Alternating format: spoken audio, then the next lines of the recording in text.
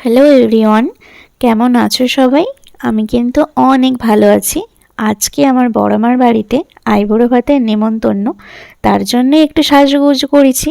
এই খুব সুন্দর শাড়িটা আমার বড় মামাকে দিয়েছে, শাড়িটা আমি পরেও নিলাম। বলো তো শাড়িটা পরে আমাকে কেমন লাগছে? সবাই কিন্তু খুব সুন্দর বলেছে। তারপরেই চলে গেলাম বড়মার বাড়ি। দেখো কত রকমের খাবারের আয়োজন করেছে, লুচি, আলু ভাজা, বেগুন ভাজা, পাঁপড় ভাজা, চাটনি, 5 রকম মিষ্টি, চিকেন। তো মা প্রথমে আমাকে একটু লুচি খাইয়ে দিল। সত্যি সমস্ত রান্না কিন্তু খুব ভালো হয়েছে।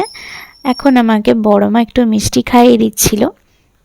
বড়মার বাড়িতে আইবুড়ো ভাত খেয়েছি সোমবার দিনে, আর বুধবার দিনে আমার মায়ের কাছে আইবুড়ো ভাত খাবো, ওটাই হচ্ছে লাস্ট আইবুড়ো ভাত। এখানে এখন সবাই মিলে ছবি তুলছিলাম, বড়দি আর বৌদির সাথেও একটু ছবি তুলে নিলাম।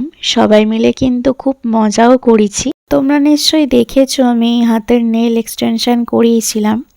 তো প্রথমবার যেহেতু একটু ভুল হয়ে গেছে বলতে পারো, খুবই বড় বড় হয়ে গেছিলো আর আমার খুবই প্রবলেম হচ্ছিল।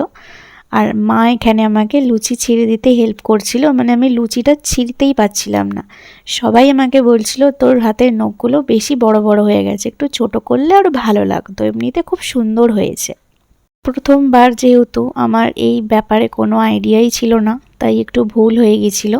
আমি আবার চেঞ্জ করে নিয়েছিলাম পরে, যদিও বা সেটা তোমাদের সাথে আমি শেয়ার করব।